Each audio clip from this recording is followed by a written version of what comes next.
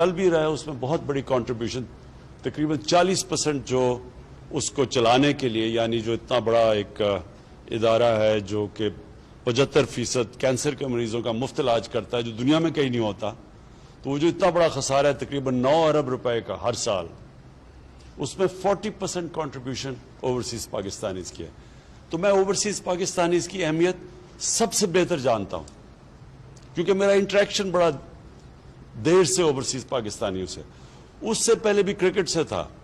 جب میں کرکٹ کھیلتا تھا دنیا میں جہاں جاتا تھا تو اوورسیز پاکستانی ظاہر ہے کرکٹ ٹیم کو سپورٹ کرتے تھے، آتے تھے، تو میرے سے تب سے انٹریکشن ہے۔ لیکن جب پیسے اکٹھے کرنے کے شوکت خانم کے لیے، تو اتنا زیادہ پیسہ اکٹھا کرنا تھا کہ وہ پاکستان میں لوگ تھوڑی دیر کے بعد، جس کو کہتے ہیں ڈونرز فٹیگ، تنگ آ جاتے تھے پیسے دینے کے لیے۔ تو پھر میں جدھر بھی دنیا میں پاکستانی تھے ان کے پاس کیا، تو میں ساری پاکستانی کمیونٹیز کو جانتا ہوں جو کہ پاکستان سے باہر رہتی ہے۔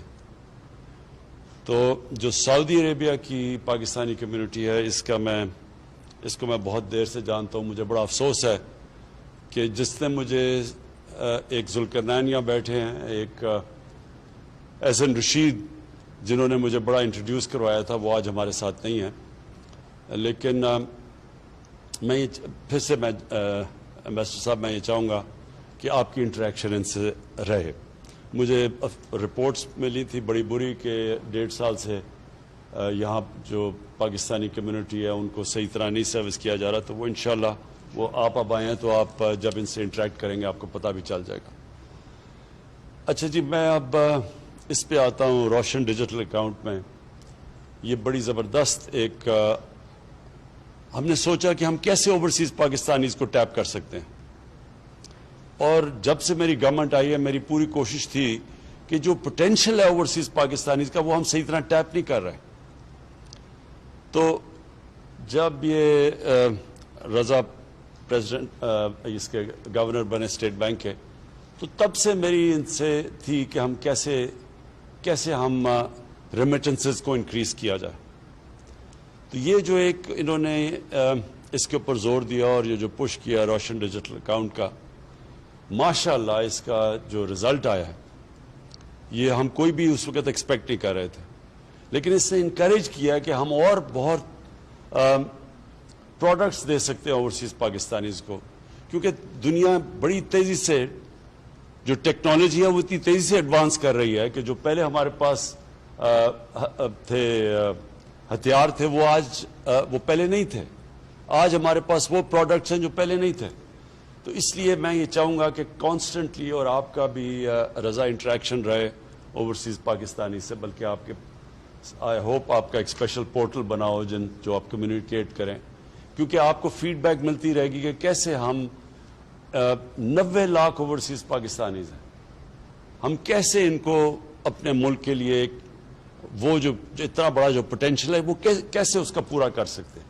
یہ بہت بڑا اثاثہ ہے ہمارا، اور ابھی بھی میں سمجھتا ہوں کہ ہم اس کا فریکشن ٹیپ کر رہے ہیں۔ ابھی صرف وہ لوگوں کو اپنے ریمیٹنسی سے بھجواتے ہیں، ہم ان کو انویسٹمنٹ کے لیے ابھی تک پاکستان میں نہیں لا سکے، اور اس کی کئی وجوہات تھی۔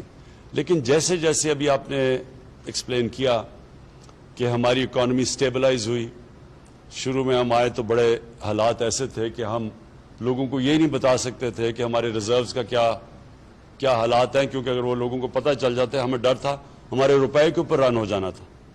تو بڑا مشکل وقت تھا اس میں۔ آج کیونکہ میں سعودی عربیہ میں ہوں، میں خاص طور پہ سعودی عربیہ کی گورنمنٹ شیخ محمد کا، ان کا خاص طور پہ شکریہ ادا کرنا چاہتا ہوں کہ بڑے مشکل وقت پہ انہوں نے ہمیں سپورٹ کیا۔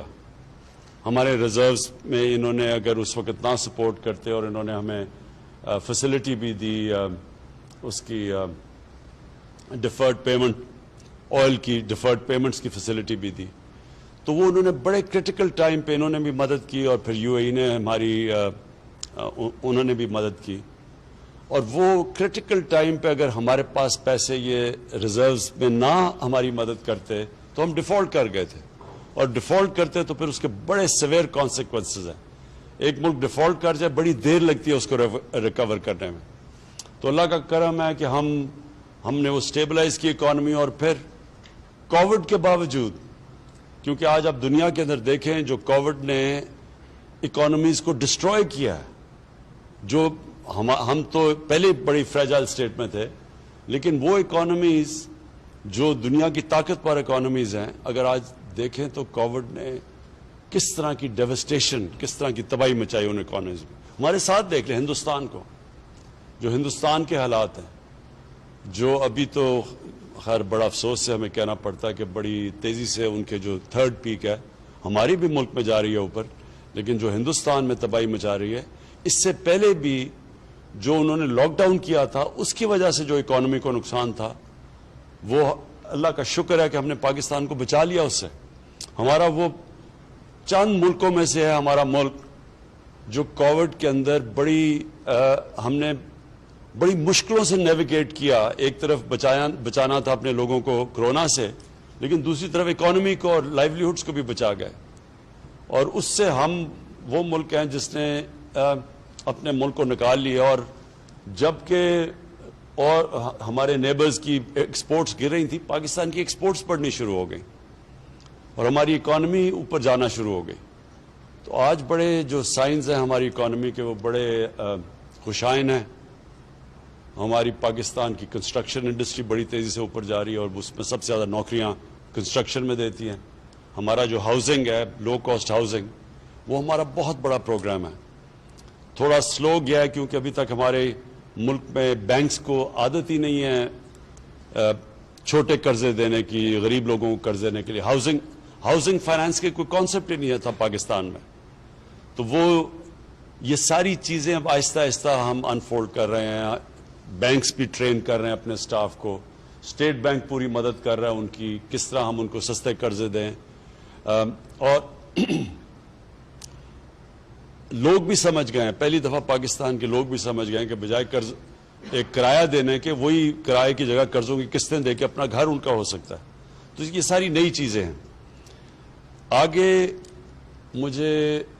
میں ویسے ہوئی آپٹیمسٹ، لیکن جو مجھے اب نظر آ رہا ہے اتنے مشکل وقت سے جو ہم نکلے ہیں، مجھے آگے بڑا اچھا ٹائم نظر آ رہا ہے. اور اس کے اندر جو اب آگے جو پاکستان کی جو پراسپیرٹی ہے، جو خوشحالی ہے، اس میں اوورسیز پاکستانیز کا بہت بڑا رول دیکھ رہا ہوں. اور میں اس لیے کہا کہ چاہیے تو تھا کہ میں آپ سے اور تھوڑے ذرا لمبا انٹریکشن کرتا، جو آج میں نہیں کر سکتا. لیکن میں نے جنرل بلال آپ کو اور پھر آپ کو رضا اپنے ویب سائٹ کے ذریعے، انٹریکٹیو ویب سائٹ کے ذریعے آپ پلیز، آپ کو زبردست فیڈ بیک آئے گی.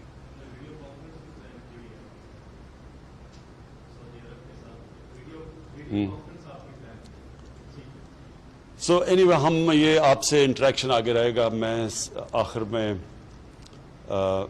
بڑا خوش ہوں کیونکہ ہمیں ایک تو ہماری بڑی سعودی عربیہ کی ٹرپ تھی اور بڑے ہمارے تعلقات اور مضبوط ہم نے کیے ہیں. ہمارے لیے بہت امپورٹنٹ ہے سعودی عربیہ پاکستان کے لیے، صرف اس لیے نہیں کہ ہماری ایک ایموشنل اٹیچمنٹ ہے سعودی عربیہ کے ساتھ، اس لیے بھی کہ انہوں نے ہمیشہ ہمارے ساتھ مشکل وقت پہ کھڑے ہوئے ہیں. اور جو اسپیشل جو ایموشنل اٹیچمنٹ ہے وہ اس کی میں اپنی ساری ڈیلیگیشن میرے ساتھ آئی ہوئی تھی. ان سب کو ہمیں جو روزہ رسول میں موقع ملا جانے کا اور پھر آج خانہ کعبہ کے اندر جانے کا، تو آج ہم تو سمجھ رہے ہیں کہ ہمارے لیے ہماری بیٹریز بھی ریچارج ہو گئی. اور انشاءاللہ جو سٹرگل ہے ایک نئے پاکستان کے لیے، رول آف لاء کے لیے، ایک نئی سوچ کے لیے جو سٹرگل چل رہی ہے پاکستان میں، یہ میں آپ سب کو بتا دوں کہ بڑا ڈیسائسو مومنٹ ہے پاکستان میں. ایک طرف پرانا سٹیٹس کو بیٹھا ہوا ہے، مافیاز بیٹھے ہوئے ہیں جو پرانے نظام کو بچانے کی پوری کوشش کر رہے ہیں، اور دوسری طرف میرے ساتھ سارا پاکستان کی عوام ہے جو کہ ایک تبدیلی کی طرف، رول آف لاء کی طرف لے کے جا رہے ہیں. یہ اصل میں سٹرگل ہے رول آف لاء کی. اور یہ اوورسیز پاکستانیز کو خاص طور پہ پتہ ہے، اور جو بھی امریکہ میں، یورپ میں جو ہمارے اوورسیز پاکستانیز ہیں. دیکھیں فرق صرف معاشروں میں یہ ہے کہ معاشرہ صرف وہ آگے جاتا ہے جدھر قانون کی بالادستی، یعنی کہ قانون کی حکمرانی ہو. جس معاشرے میں طاقت کی حکمرانی ہوتی ہے وہ کبھی آج تک ترقی نہیں کیا. ایک طرف ہے انسانیت کا نظام اور انصاف کا نظام، اور دوسری طرف ہے جنگل کا نظام. طاقت کی بالادستی، مائٹ از رائٹ، وہ کبھی بھی اس ملک کے اندر پراسپیرٹی نہیں آتی. میں نے اپنی پارٹی کا نام ہی تحریک انصاف اس لیے رکھا تھا کہ میں جو ساری دنیا میں پھرا تو جو ملک خوشحال تھے وہاں انصاف تھا، وہاں قانون کی حکمرانی تھی، اور جو ملک پیچھے رہ گئے، جن کو بنانا ریپبلک کہتے ہیں، وسائل ہونے کے باوجود وہاں مائٹ از رائٹ تھا، طاقت کی حکمرانی. اور یہ ہے سٹرگل اس وقت پاکستان کی. یہ بڑی ڈیسائسو مومنٹ ہے، اور کیونکہ اوورسیز پاکستانیز میری سب سے بڑی سٹرینگتھ رہے ہمیشہ، تو وہ یہ سمجھتے ہیں، کیونکہ ان کو زیادہ سمجھ اس لیے کہ ان کو باہر جانا پڑتا ہے نوکریاں لینے کے لیے. اپنے ملک سے بڑا مشکل ہوتا ہے باہر جانا، کیونکہ ملک میں ہم ان کو وہ موقع نہیں دے سکتے. تو وہ زیادہ تر پاکستان کو انتظار کر رہے ہوتے ہیں کہ کس طرح ان کا ملک ٹھیک ہو.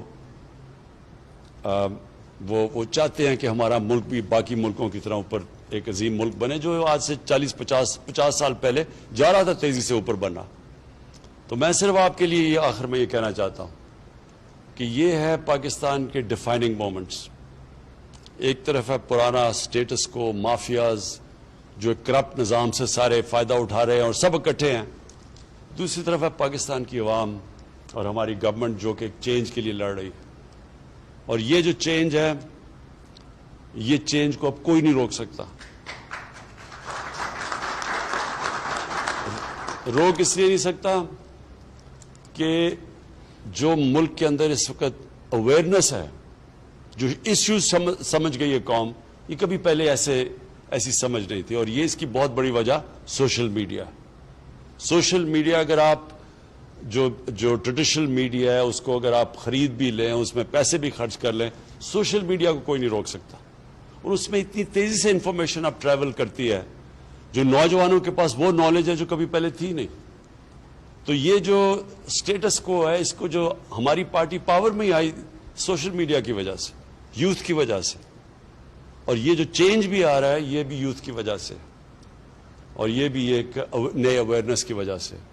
تو آپ کو میں خوشخبری صرف یہ سنانا چاہتا ہوں، کیونکہ آپ یہاں پڑھتے ہوں گے اخباروں میں کئی دفعہ بڑی مایوسی کی چیزیں آتی ہیں. میں آپ کو آج بتا رہا ہوں کہ یہ جو اب بیٹل، یہ جو آپ جس طرف یہ سٹرگل جا رہی ہے، یہ سٹرگل اب جائے گی ایک اس پاکستان کو جو اس کو بننا چاہیے تھا آج سے 70 سال پہلے. اور وہ پاکستان تھا جس کا لیڈر تھا قائد اعظم، جو کہ قانون کی بالادستی میں مانتے تھے، کانسٹیٹیوشنسٹ تھے، رول آف لا میں مانتے تھے، ایک انٹیگریٹی والے انسان تھے. وہ جو ہم سائڈ ٹریک ہوئے ہیں، ادھر سے ہٹے ہیں، اپنی جو ڈیسٹنی پہ ہمیں جانا چاہیے تھا اسے دور چلے گئے ہیں، اب وہ واپس ہم اس ٹریک کے اوپر آ گئے. اور یہ ہے ان مافیا سے ملک کو آزاد کرنے کی جنگ. اور جو آزادی کی جنگ ہوتی ہے وہ ہمیشہ تھوڑا ٹائم لیتی ہے، لیکن انشاءاللہ جس طرف اب پاکستان نکل گیا ہے، آپ کو میں خوشخبری یہ دینا چاہتا ہوں کہ بڑی جلد آپ کے سامنے ایک نیا پاکستان آئے گا. جی تھینک یو.